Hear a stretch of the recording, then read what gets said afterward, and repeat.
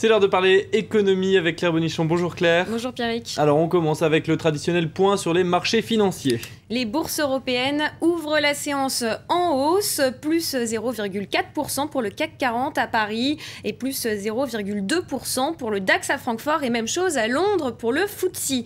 Des marchés européens qui suivent la tendance impulsée par les bourses asiatiques. Elles ont terminé la séance en hausse, plus 0,77 pour le Nikkei à Tokyo, plus 0,75% à Hong Kong et plus 0,04% à Shanghai. Les investisseurs réagissent positivement aux propos d'Angela Merkel, la chancelière allemande, en visite au Canada, a réaffirmé hier son engagement à tout faire pour défendre l'euro. Alors direction les États-Unis à présent ou depuis hier, les actionnaires historiques de Facebook peuvent se débarrasser de leurs titres et c'est une nouvelle dégringolade pour le réseau social. Et la dégringolade annoncée a bien eu lieu. Hier, l'action a atteint son niveau le plus bas à Wall Street en clôturant sous les 20 $. En 3 mois, l'action a perdu la moitié de sa valeur. Facebook ne convainc pas les investisseurs.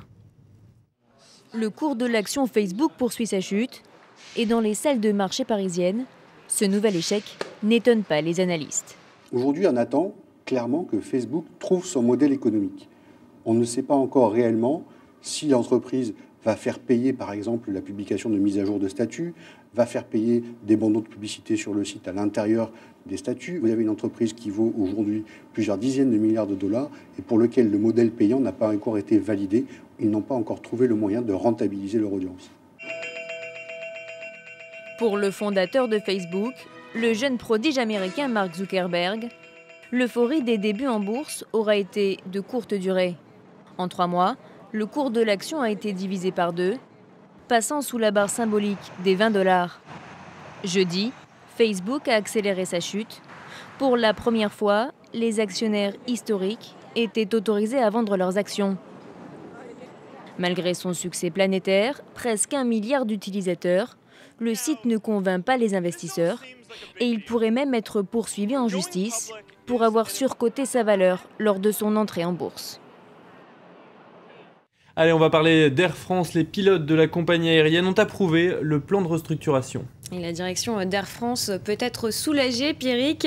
Les pilotes ont finalement dit oui à une large majorité au plan de restructuration Transform 2015. Ce plan doit permettre de réaliser en 3 ans 2 milliards d'économies. Alors il prévoit pour les pilotes une augmentation du temps de travail de l'ordre de 15% sans compensation salariale, la suppression de 550 postes en sureffectif, pas de plan de départ volontaire pour les pilotes, mais des primes leur seront proposées pour aller travailler chez Transavia, la filiale low cost d'Air France. Et ce plan parie à long terme sur le retour de la croissance. Oui, et c'est pour ça que les pilotes l'ont approuvé. Les pilotes étaient, je vous le rappelle Pierrick, la dernière catégorie de personnel à se prononcer. Et grâce à leur vote, Transform 2015 va pouvoir être mise en œuvre par la direction.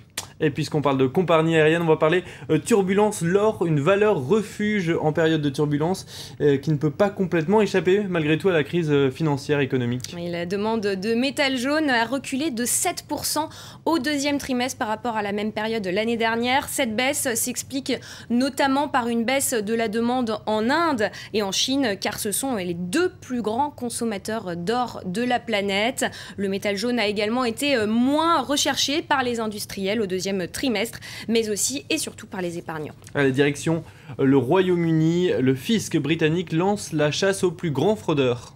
Et pour ça, l'administration fiscale britannique a publié pour la première fois sur Internet les photos des 20 personnes les plus recherchées. Le fisc compte sur les citoyens britanniques pour aider à les localiser. Ces 20 évadés fiscaux ont coûté plus de 765 millions de livres aux contribuables. Et à noter, Pierrick, que la fraude et l'évasion fiscale représentent chaque année au Royaume-Uni environ 10 milliards de livres. Merci beaucoup Claire pour toutes ces informations. Restez avec nous sur France 24.